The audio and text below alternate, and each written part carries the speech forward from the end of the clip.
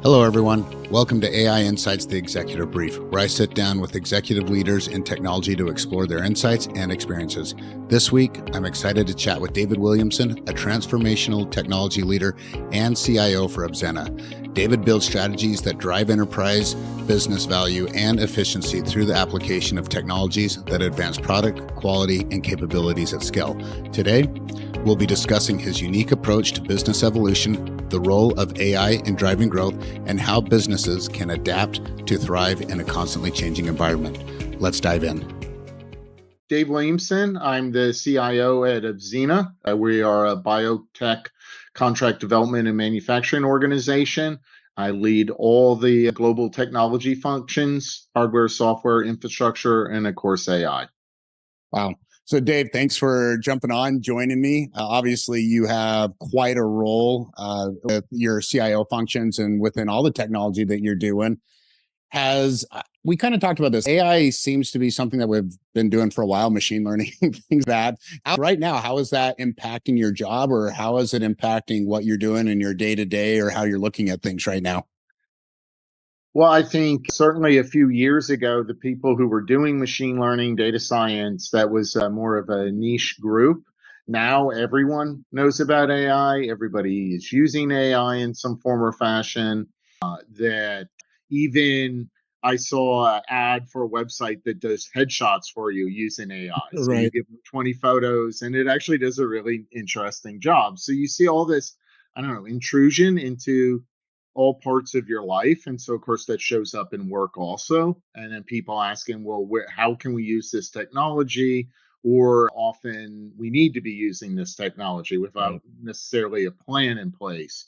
So now I think it's that, and the capabilities with generative AI extends beyond just your traditional analytics, numbers and such, that into a tool that literally creates output, Yeah. and often much more effectively than you or I could.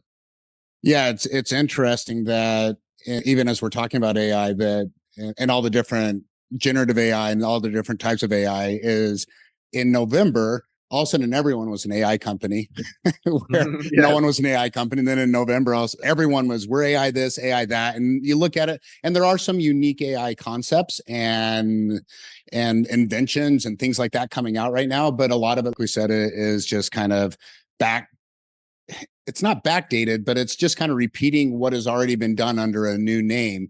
Now, do you see that your focus right now?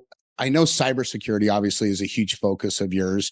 Do you see AI shifting that focus to being a greater concern, lesser concern, or do you still spend a decent amount of your day or mindset about cybersecurity and protecting your assets?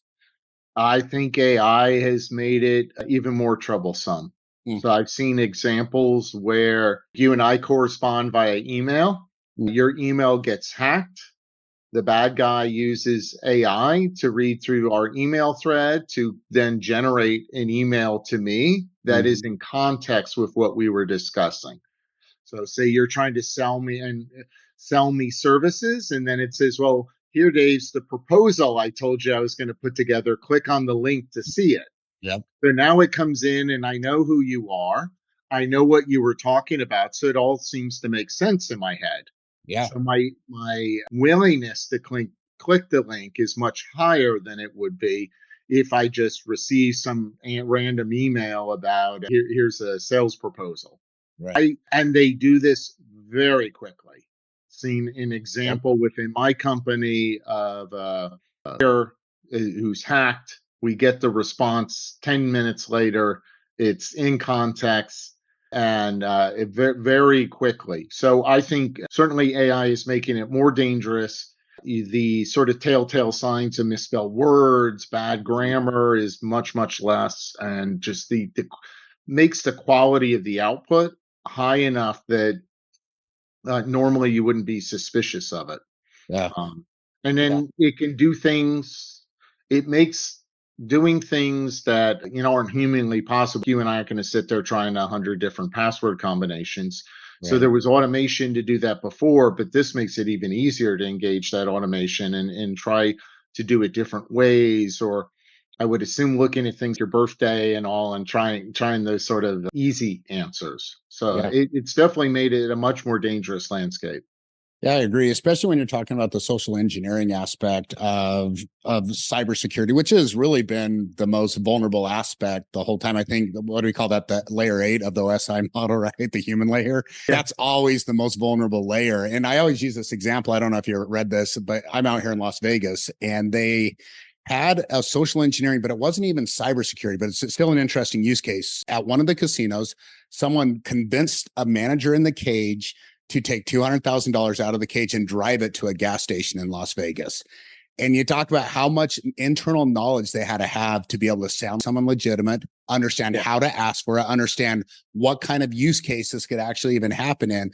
But if you think that your people aren't going to click on an email link or whatever, it's you got to think beyond that, because if someone's going to drive $200,000 across the city of Las Vegas to a gas station, you're probably pretty vulnerable overall from a social engineering. And great points. Yeah. Now it's getting more and more sophisticated.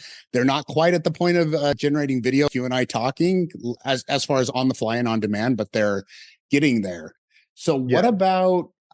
what about AI usage in the workplace and in your environment, where people might be using generative AI tools and putting proprietary information in there? Are you seeing that? Is that something that you've kind of been able to put a stop to by offering your own proprietary generative AI? Or what's your approach to protecting your internal environment from that? Well, I think you have to have, well, people are going to use it. Then the question is, are you offering it and you can control it, or they go into Chat GPT or some public site, and I Right. don't know where my data is going. So I think everyone should be looking at how can I deploy a solution. Microsoft with Copilot and other vendors are making that much easier than it was even a few months ago. And I think there's a lot of really good use cases when you look at, again, the sales proposal idea. I can load in all the past responses to RFPs I've ever done. I can have AI. I can tell the AI, well, now I have a new RFP. Here's the parameters of it. Give me a response. And it's not necessarily going to be perfect, but it's just saved me like 2/3 of the work Yeah. instantly in a few minutes. And those sort of use cases, I think, are really powerful. Use cases looking for when anomalies. When Mm. are you behaving differently? Is the manufacturing floor quality behaving differently? Is that a true anomaly, or is it just statistical variation? I mean, we used to do that with machine learning and all, but I'd Right. have to build an algorithm and test it and Right. train it. Now I can get most of the benefit quicker. So there's certainly, I think the writing, the generation is quite simple to do. I don't do any software development environment, but I have peers who do, and they use it for both code generation and debugging. So the idea of, write me a JavaScript that does Mhm. X, and it will do that.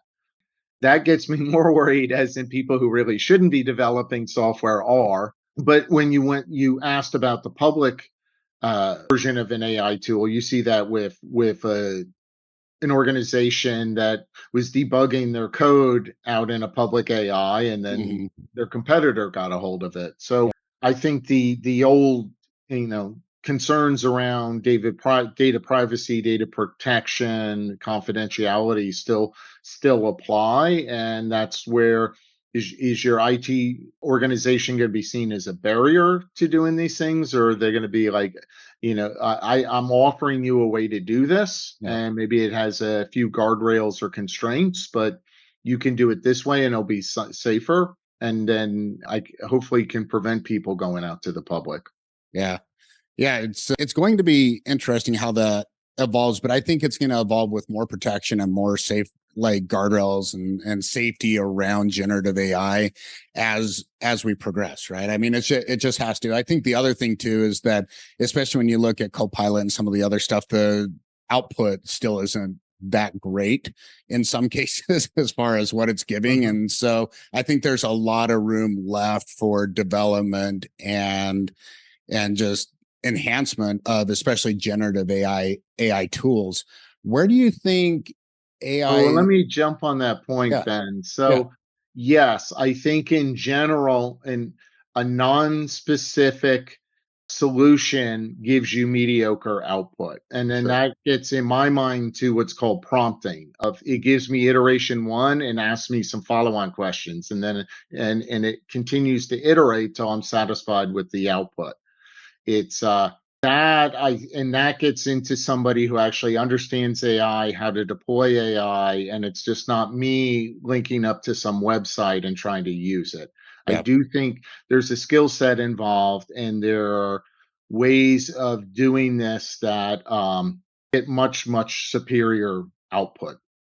Yeah, I 100% agree. I think that, and they call that prompt engineering. And I even saw a study where they were discussing how regular coders are really struggling coding AI, and people who understand language, so linguists, are actually having a better comprehension of how to speak, because it's a language based, if you want to call it, program, right? It's how we speak and how we talk. So I think the way we speak to AI, the way we talk to it. I think the other thing that is interesting is right now I see a lot of companies that are using disparate databases, which is pretty typical, but also they're using disparate AI, meaning that they just have an AI that functions with their marketing, or an AI that functions with their sales, or whatever. But I do see maybe in the near future, and I know it's out there right now, the possibility of tying all the information in a data lake together and then being able to use that to make conscious recommendations. I don't like decisions in AI really, because I don't want AI making a decision in my environment, but conscious recommendations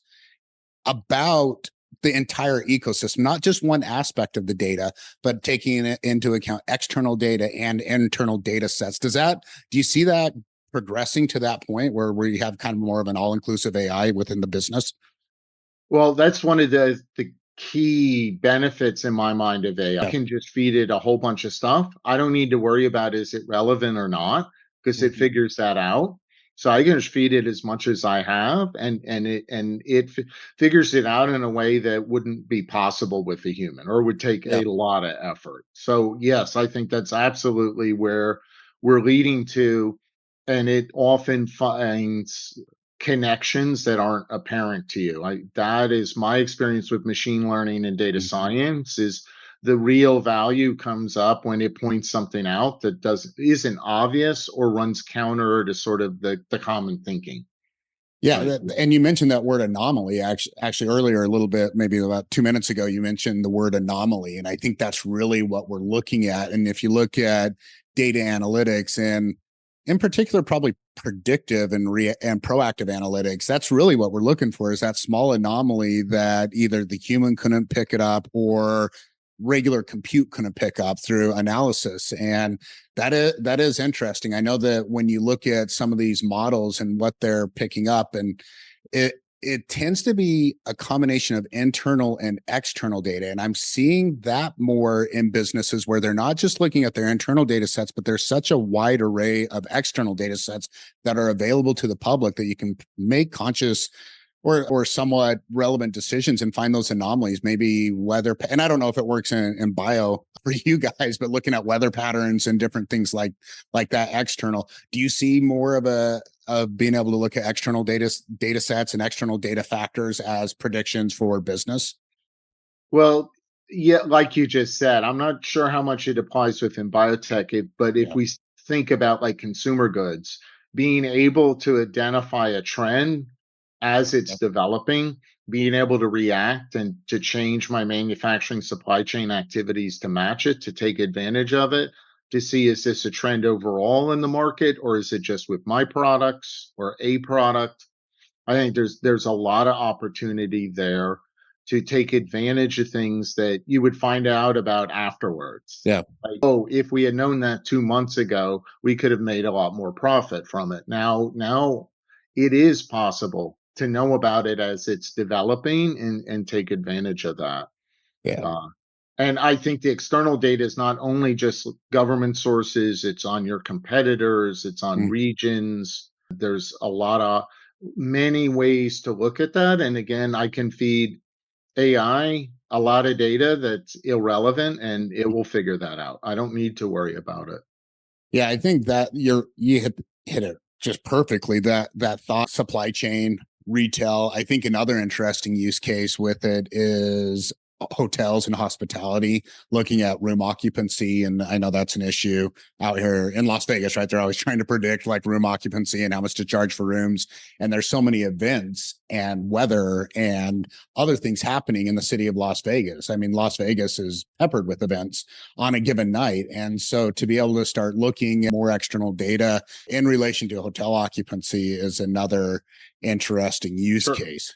Now, for governance and just overall secure use of AI, do you see that as a concern, or let's say ethical use of AI? Do you see any usage of AI right now that you just see an ad or you see something pop up and you're like, this just isn't right? Or you Mhm. see any concerns of ethical use of AI right now? It is very easy to get ChatGPT to give you a very weird answer. I mean, we've Yeah, seen this, like the African Hitler or something yeah, something like that that just give me a historical picture and it gives you something that doesn't match. yeah, The Just like data science, if I feed it a very biased set of information, it's going to give me a very biased set of answers. And I think this is again where the prompting is very powerful, because if it starts driving me in that direction, I can feed it like a different data set that then will skew it in a different direction. So you yeah, do need to be aware of what am I giving it, how, and looking for interpretations. That also gets into hallucinations where it's yeah, giving you an answer that's just flat out false. So you said that just a few minutes ago. I don't want AI to make a decision, or you said, I'm paraphrasing, right. I want it to make a recommendation. And that's absolutely how you have to look at this. I want it to recommend something or point me in a certain direction where then the human, can make a decision based on its input. Yeah. What do you think about the human? And I guess I need to step back with this question. So I think there's a lot of people who are scared of AI becoming human like. And then we have this Terminator, this futuristic Terminator Mhm. situation where AIs are like human, they're taking over humanity.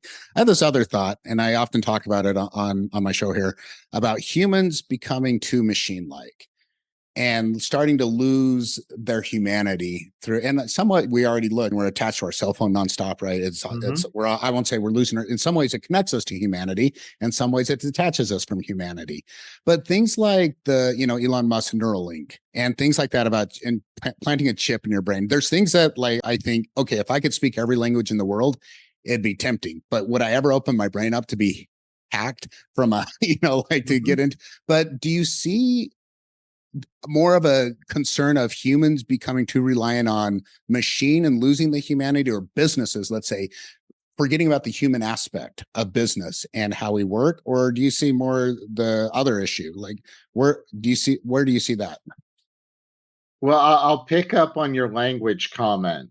So I think English and Spanish, those are two languages I know better, Hmm. is a good example of I speak English, we're speaking English. You go to Australia and it's a different kind of English. Right. Just because I can speak Australian English doesn't mean I understand the culture, doesn't mean I understand the people, doesn't mean I understand what's going on. Mm, You have the same issue with Spanish, the Mexican Spanish versus true. Spain versus Latin America.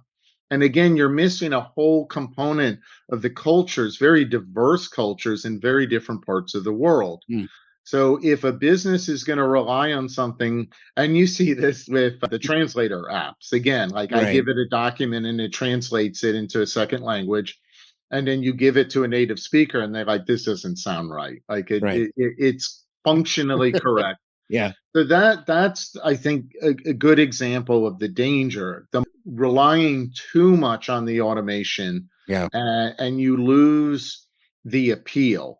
You lose a sense of the voice of the customer, and aspects of it that could be very important to the business. Mm, So yeah. I see more the value is when we are having to act like a machine. Like, I'm Yeah. going to give you a stack of papers and you're going to type in these numbers, and that's what you do for your job. Yeah. That I can automate that through AI enhanced OCR and other mechanisms, so that I can remove the repetitive tasks from your day, Hmm. and then you use your skills and talents differently. Yeah. Then that's the advantage I see. But it replacing people, no, I'm sure we might have said that about spreadsheets 30 years ago. But then what you see is it's just been integrated into people's jobs, and it Yeah. makes certain things like adding and subtracting and formulas much, much simpler. You could argue maybe that's bad. No, Are we losing that's the a talent great of example. basic math skills? But beyond that, no. Yeah, I don't see that. I mean, we talk about, like, you met Elon Musk, so you talk about Tesla and Yeah. the self-driving car. Well, the Yeah. self-driving car is fine if all the other cars on the highway behave the same way it does. But what True. my experience in trying to use a self-driving car is, it it doesn't anticipate the other drivers the way I would based upon my experience. So Right. it happens to do things, or other people do things, which then makes it, I don't know, react severely. Yeah. So you can't. That nuance is very difficult to code. Yeah, the Uh, human nature of how we react and how we perceive things. And like you said, there's things that we can see because of years of experience that it might be 3, 4 steps ahead, and we know it could be a danger. Where the self-driving cars aren't really reacting until it is a danger, which is sometimes, obviously too late. I think he'll get better. I do like the concept of getting drunk drivers off the road with self-driving yes, cars. I think that's safer than someone getting in their car. I mean, if we could at least use it for that, that would be it. We have Uber and Lyft in so many ways where you don't have to now. Yeah, but that is an interesting. And then morally too, actually, this just gets me thinking about self-driving cars.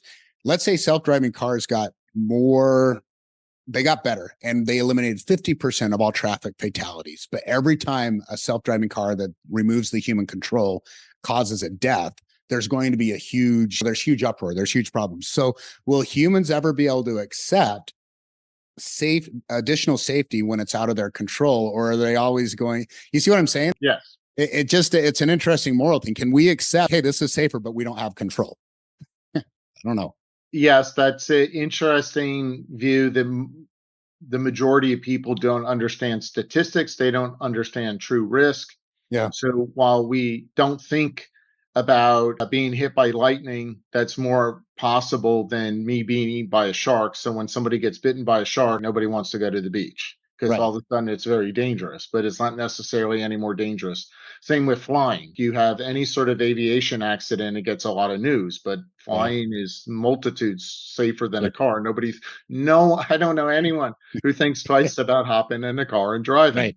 especially in the US where it tends to be more dangerous. So Yeah. I think that's just a human nature problem that I don't know how you ever solve that, because absolutely I would suspect, well, you see it today with Tesla, that Yeah. whenever there's an accident in Tesla and then they investigate it to very detailed Yeah. and looking for, was it the automation, was it the driver, was it other factors? Yeah. I don't know how you can change people. Right. Yeah. It's just human nature. And I call it the duality of technology, but the duality of man, right? It's kind of the same thing. There's a good and bad with technology. There's a good and bad with men and human nature, right? There's good and bad with everything. Cell phones I mentioned earlier. It's great because I can connect with people, I can talk with people, but it's bad because I'm always connected with people. I'm always connected to this device. So there is a duality with everything. Well, we also are very concerned about having any of our, I would refer to it as rights limited. So we've had the Yep. technology to prevent your car from going over a certain speed for decades. Mhm. Yet we don't do that. So my Tesla can go 140 miles an hour. There's Right. no legitimate purpose for me to ever do that, but it allows me to do that. Yeah. And then you said, if my senses are impaired, that tends to be the time that you use that capability, which Yeah. is the worst time you should be trying to do that.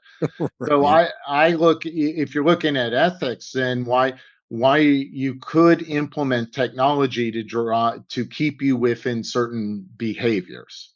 But then Uh, that's control.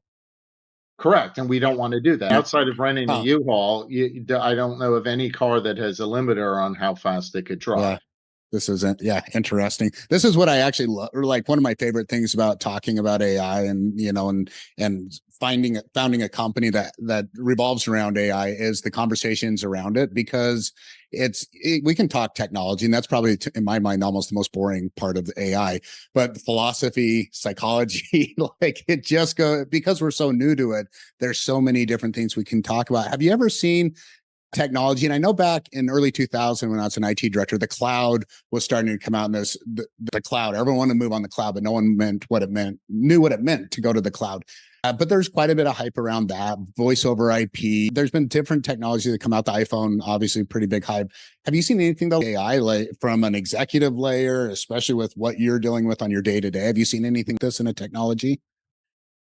The consumerization of AI was almost immediate. Yeah, As soon as ChatGPT launched, it was the consumer who was pushing it, not the business. So you see cell phones, it started through the business. And good point. back in the 90s, the only people had cell phones, they had the big car phone that took up the whole trunk. And Yeah, you had it because you were a salesperson or some job related thing. yeah, I think the drive behind AI was because it was picked up by the consumer immediately. yeah. I think the iPhone was a similar one, is people weren't, there wasn't a business need for me to give you an iPhone over a BlackBerry, but people Right. wanted an iPhone for personal use, and the touch screen and the apps drove all that. The convenience Yeah. factor that I can do all my banking on my phone, that my phone can be my car key. All I need to do when I leave the house is have my phone. It can do everything.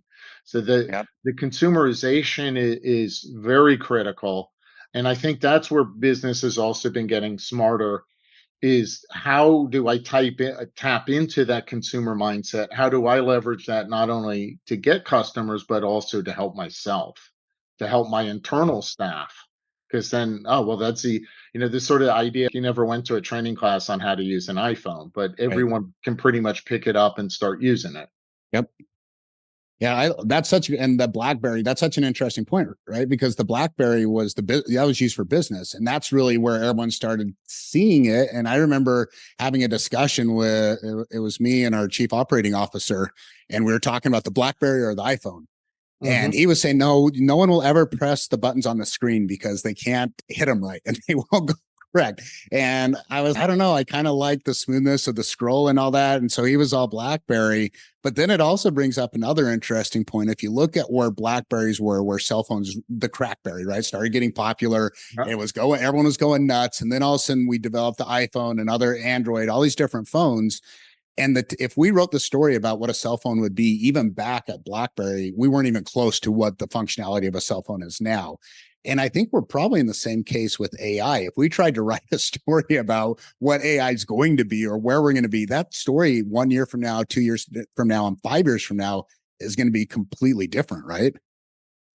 I would suspect so. And where it goes is often very difficult to Yeah. predict. The use cases that come up and what catches versus what doesn't is hard to predict. So no, I don't know, but I think there's certainly things that are clear. It's Yeah. going to automate a lot. I think the idea of a data entry clerk is going to go away more and more, as Mm-hmm. in you use AI to approve OCR and other scanning technology. So I don't need to just sit there typing all day. I think we see the schools fighting with it around the content around essays or papers and such. Right.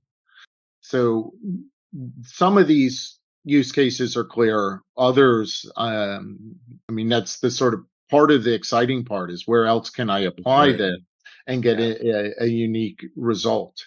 Yeah, I think with papers, it's an interesting point because I remember in high school using it if I tried to use a calculator, and we'd have the calculator watches though, because we're trying to be sneaky with our watch. And no, you can't use a calculator because it's going to make you lazy. It's going to make you dumb. And now what it is whoever can use the calculator the best, meaning manipulate an Excel spreadsheet, meaning manipulate Mhm. numeric data, understand the calculations, is going to do better in life and in math, or where math is used at. And I think we're going to have to do the same thing with AI writing. Eventually, they're just going to have to understand that people are going to use AI. It might be for grammar, it might be for flow, it might be for sentence structure, but they're going to use it. And eventually, it's going to be whoever can use AI the best, and it might be through prompting or whatever, for writing and put the human touch. So be able to talk to AI or use AI or change and rewrite AI in a human way is going to do be better at writing. And even in school, they just have to, I feel like they're going to have to make some kind of adopt or adapt to say we can be better, but not eliminate, just like calculators. Does that parallel make sense at all? I do, and I think it shows up a lot in the arts world too, where I can create digital content, but then there's still a market for, hand painted items. So that and you see it in music, and I can digitally create the music, but then there's still music artists who create their own music, and then they enhance it digitally, or they use it to add effects that would have been very difficult or not possible. So with most technologies, the change isn't so much the elimination of something, it's the how can I use that to enhance, to make me more effective or capable of something that wouldn't have been possible previously, or very difficult. Yeah, and the AI and the human aspect of it is a huge point, because for my video series here for AI Insights, I designed my own stuff at first, and I had my own AI Insights banner. It just looked, and I did AI. I used AI, right? It looked all right, somewhat okay. But I sent it to a designer friend of mine who also used AI, and he redesigned it and reformed, and it looks phenomenal, right? And in my mind, and so there is a difference that even though I can use AI, there are expertise in like a human touch for things that can, even again, like a calculator, a mathematician knows all the buttons on a calculator that I don't know what in the world they do. So they can manipulate a calculator more. An artist, a musician, a writer can manipulate AI in a different way than what we normal everyday human being with. Does that make sense? Yeah, I agree. I there's still a skill that a human can provide. Just like my comment on using generative AI to create I think the wording I said was 2/3 complete. Yeah, I Right. don't think it's like that translation into another language. It just doesn't read quite right. Like you have Yeah. to, there is a difference that's noticeable. Love it. So, Dave, I'm going to give you last thoughts. This has been a fun conversation. Obviously, with this kind of conversation, we could go hours and hours, but maybe have to have you on a second time. But fun conversation. Last thoughts. AI, wherever you want to go with it, go ahead and take us home. Oh, well, it's happening whether you want it or not. And I think it's as we learn more about it and understand how best to use it, it will expand in probably most places in our life. And I'm looking forward to it, excited to see what really creative ideas people out there do, and look at that. So looking Awesome. forward to it. Thanks, Dave. Dave, All thanks right, you're again for welcome. jumping on with me. Yep. It's great getting to know you. I look forward to talking to you more, and have a great day.